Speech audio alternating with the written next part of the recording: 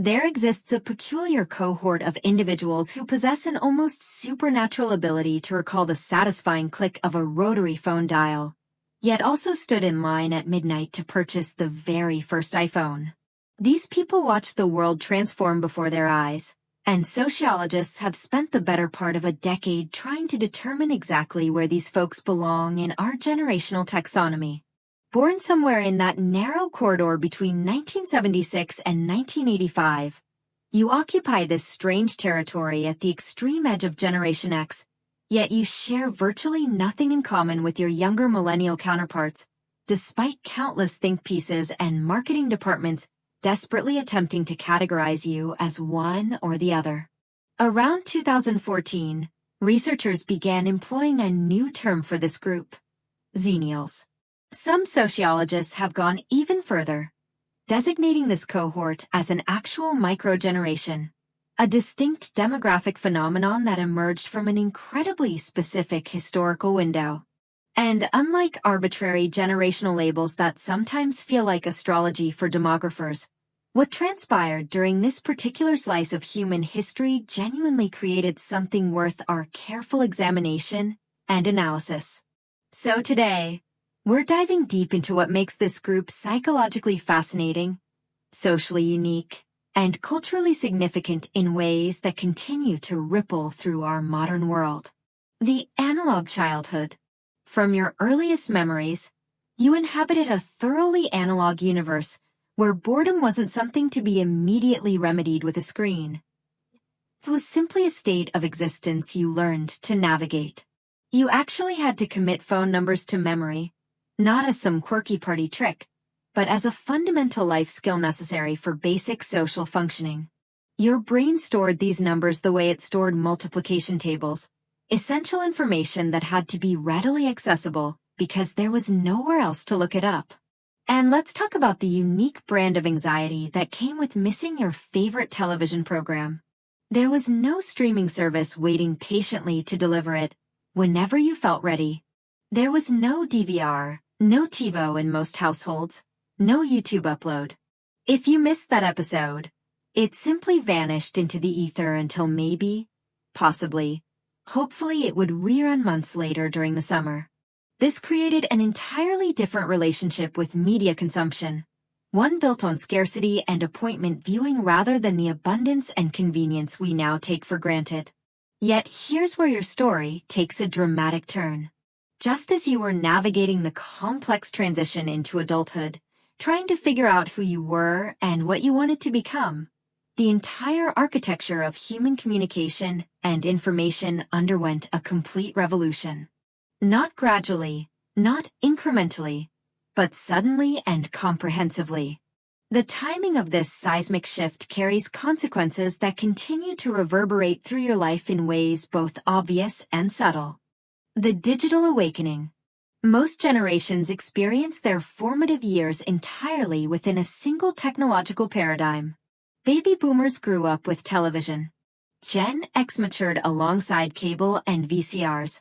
Millennials emerged into a world where the internet was always present, even if it was dial-up. But Zenials? You lived through two fundamentally different worlds during the precise years when your identity, your worldview, and your neural pathways were still incredibly malleable and receptive to influence. Your late teenage years existed in one reality, your 20s in an entirely different one, and the psychological distance between these two periods wasn't measured merely in years, but in paradigm shifts. The gap in how you experience life at 17 versus 27 is exponentially wider than what most other generations encounter within the same age span. Let me ask you to really consider the practical implications of this on your daily existence. Think back to how much of your adolescence involved the physical act of writing notes on actual paper, folding them into elaborate triangular packets, and passing them covertly during algebra class. Your conversations happened in real time and then dissipated into the atmosphere, leaving no permanent record, no screenshots, no receipts. Making plans with friends required a level of commitment and faith that seems almost quaint by today's standards. You couldn't send a quick text saying, "running 15 minutes late," or Where are you guys? You simply arrived at the predetermined location at the agreed-upon time and trusted that your friends would do the same. This system demanded a completely different caliber of trust, reliability, and commitment than anything that exists in our current hyper-connected landscape. Being late meant your friends might genuinely worry.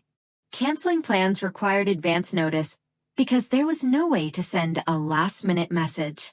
Your word actually had to mean something because there was no safety net of instant communication to catch you if you dropped the ball. But then, right in the middle of your 20s, everything shifted beneath your feet. You watched everyone around you acquire cell phones, not as luxury items, but as standard equipment for modern life. You created your first Friendster profile, curious about this novel way of staying connected. Then you migrated to MySpace, customizing your top 8, and choosing the perfect song for your page. Eventually, you landed on Facebook, back when it still required a .edu email address and was exclusively for college students. Before social media infiltrated every corner of existence, most people maintained contact through exactly 3 channels: a home phone number, a work phone number, or the decidedly analog method of physically appearing at someone's residence unannounced. Then, seemingly overnight, you found yourself juggling 17 different messaging applications, each with its own etiquette, notification settings, and social expectations. And here's the remarkable part. You simply figured it out. You learned the rules as they were being written, adapted to each new platform, and integrated these technologies into your life without the existential crisis that characterized older generations' relationship with social media or the blasé acceptance that defined younger users who never knew anything different. The neuroscience of adaptation. During these formative years, you experienced both worlds while your brain was still in a critical developmental window. According to extensive research on neurological development, the prefrontal cortex, that crucial region responsible for executive function, decision-making, impulse control, and our capacity to adapt to novel situations and master complex skills, continues maturing until approximately age 25. A landmark study published in Nature Neuroscience confirmed that this region doesn't reach full maturity until well into our 20s, with some aspects of development continuing even into the late 20s.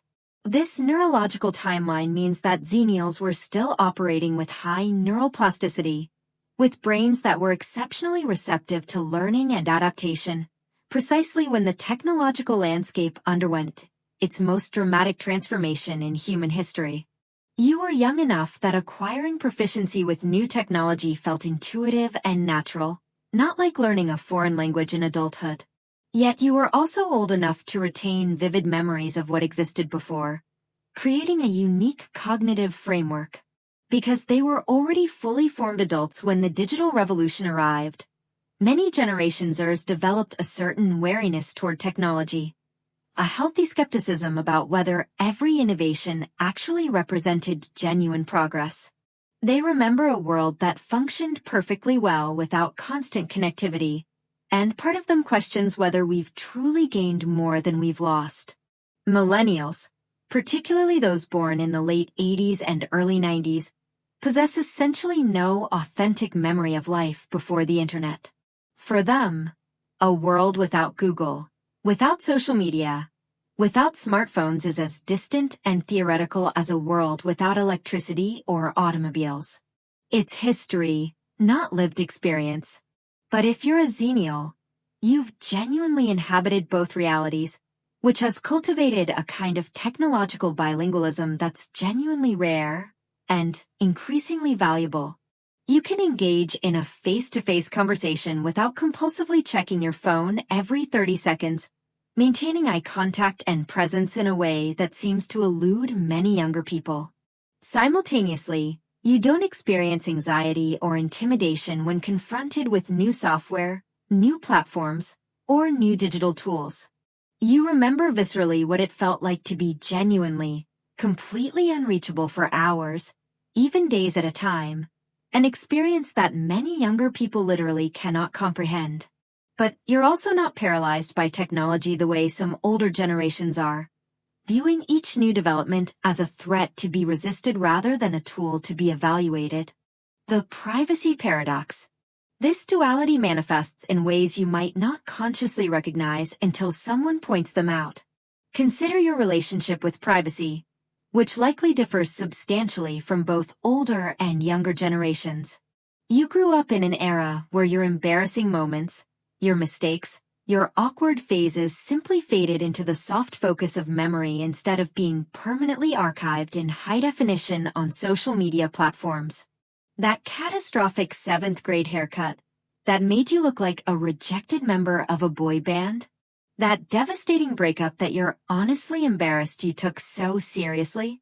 That regrettable night at a party where you drank too much and said things you can barely remember? None of it exists in photographic or video evidence. It lives only in the stories people tell, in the hazy recollections that grow softer and less precise with each passing year. This creates a fundamentally, radically different relationship with your past and your mistakes. Your memories were allowed to evolve organically, to become narratives, to change shape and meaning over time in the way human memory naturally, inherently works. You weren't imprisoned by documentation, haunted by a permanent record of every immature decision or unflattering moment. Research on autobiographical memory demonstrates that the way we store and recall personal experiences is actually remarkably fluid and dynamic. Our brains are specifically designed through millions of years of evolution to edit memories, to preserve what matters, to emphasize certain details while allowing others to fade, to reshape our past in ways that help us construct coherent narratives about who we are. When everything is permanently documented, searchable, shareable, and potentially viral, that natural, healthy process of memory editing and narrative construction becomes complicated in ways we're still struggling to understand. Younger generations are growing up knowing that their mistakes might live forever on the internet, that an ill-considered tweet from their teenage years could resurface to haunt them in their 30s. That's not a theoretical concern for them. It's a lived reality that shapes their behavior, their self-expression, and their relationship with authenticity in profound ways.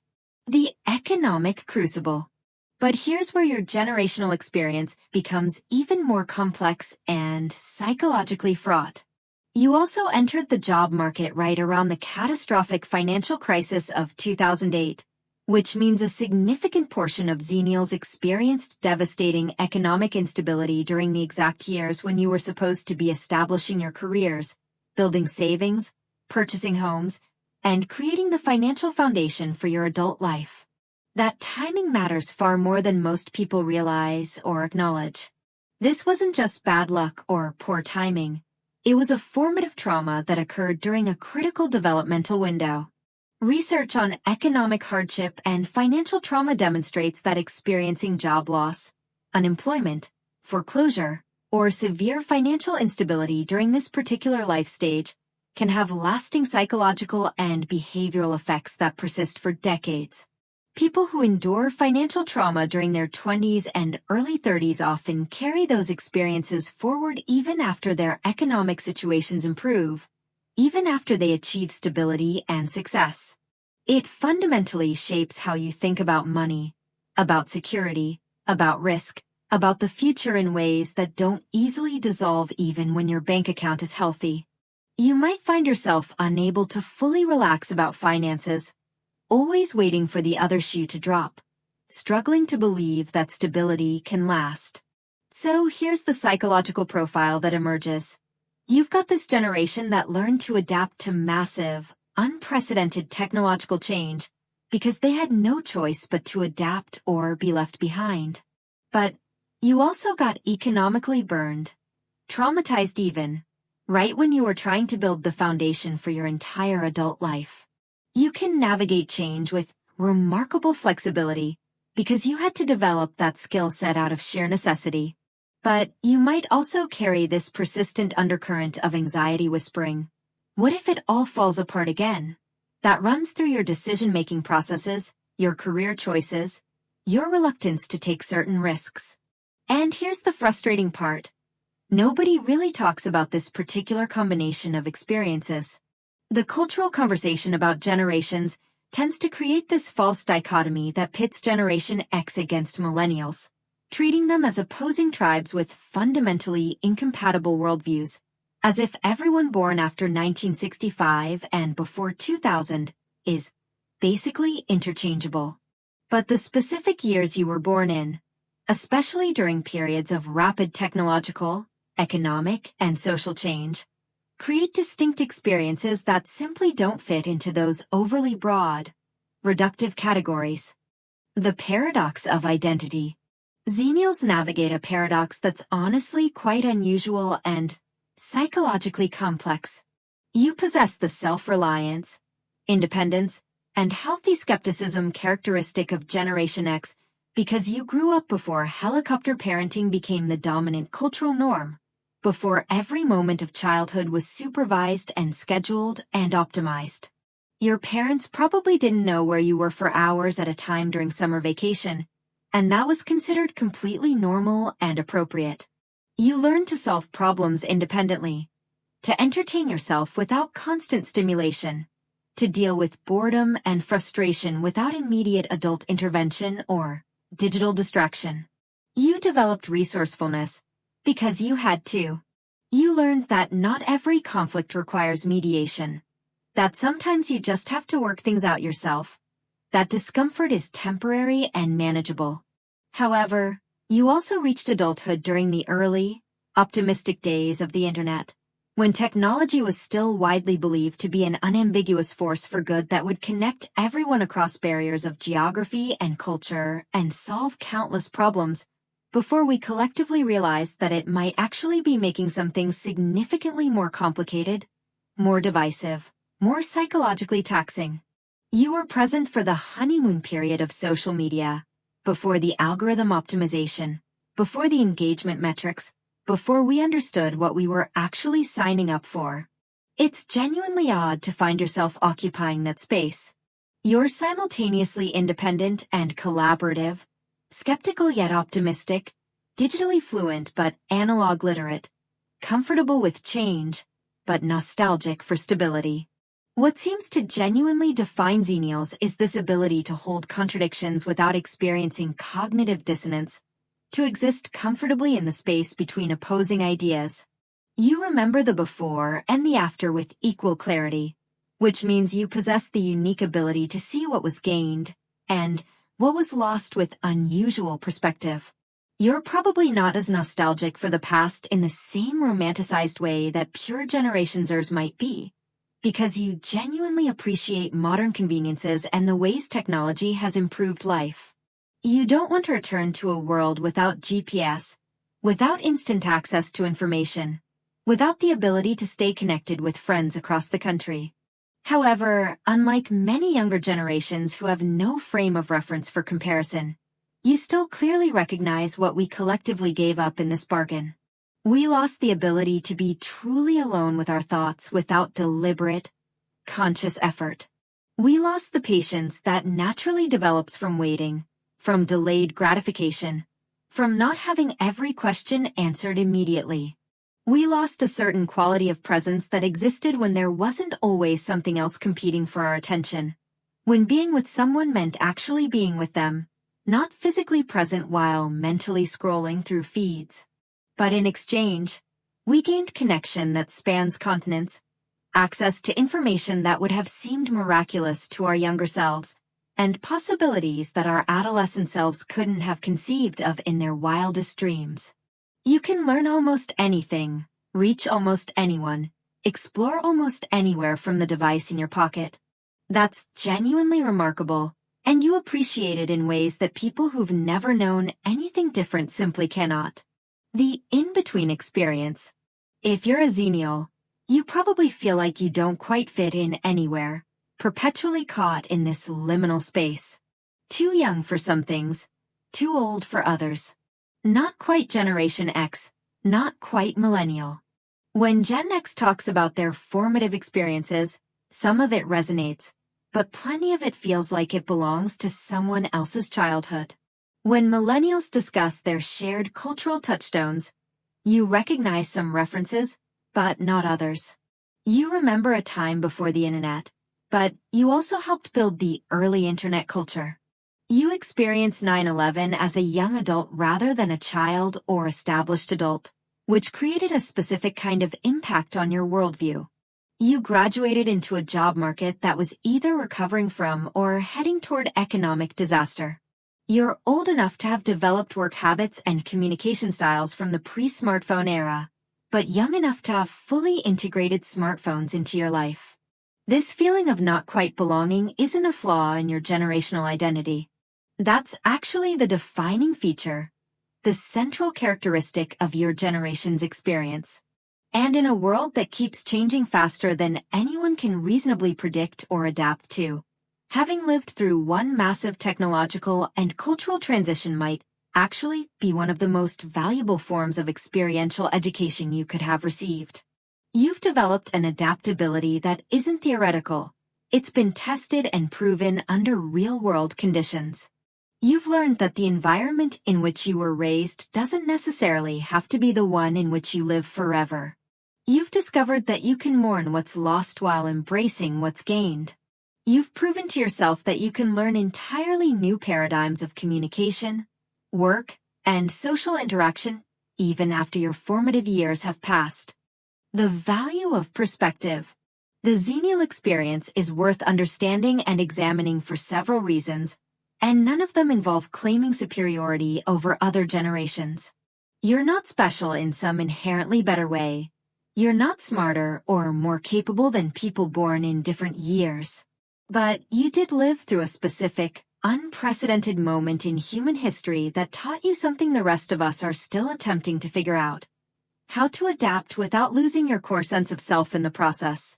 You learned how to integrate new technologies without letting them completely define you. You learned how to maintain relationships across both digital and physical spaces. You learned how to be present while also being connected. You learned how to respect the past without being imprisoned by it, and how to embrace the future without abandoning everything that came before. These aren't small skills, and they're becoming increasingly relevant as the pace of change continues to accelerate. The world will continue transforming in ways we can't predict, introducing technologies and social structures that don't exist yet. Having a cohort of people who've successfully navigated one such transformation provides a template, a proof of concept that humans can adapt to radical change while maintaining their humanity, their relationships, and their sense of meaning. You also serve as a kind of translator between generations, able to explain to older folks why younger people do things the way they do, and able to help younger people understand why certain things matter to older generations. You speak both languages fluently because you had to learn both, and that bilingualism has value in an increasingly fragmented generational landscape. The ongoing journey. If this exploration of the Xennial experience resonated with you, if you found yourself nodding along and thinking, yes, finally, someone understands what this feels like, I genuinely appreciate you subscribing to this channel. Your support helps me continue creating content that goes beyond surface-level observations and actually examines the psychological, social, and cultural dynamics that shape our experiences. And if you want to help me keep producing videos like this one, videos that take the time to explore topics with the depth and nuance they deserve, I'd be honored if you'd consider becoming a channel member. Your financial support genuinely makes a difference in my ability to dedicate time to research, writing, and production instead of having to prioritize quantity over quality. I've got several other videos already in production that I think will connect with you on a similar level. Different topics, different angles, different questions, but the same commitment to examining the human experience with thoughtfulness and depth. Some upcoming videos will explore other microgeneration phenomena, some will look at psychological dynamics in the digital age, and some will examine how major historical events shape individual psychology in ways we often overlook. The conversation about generational identity, about how technology shapes us, about how we maintain our humanity in an increasingly digital world, These conversations are ongoing and evolving. I hope you'll stick around to explore these questions with me. I'll see you in the next video. Until then, take care of yourselves and each other.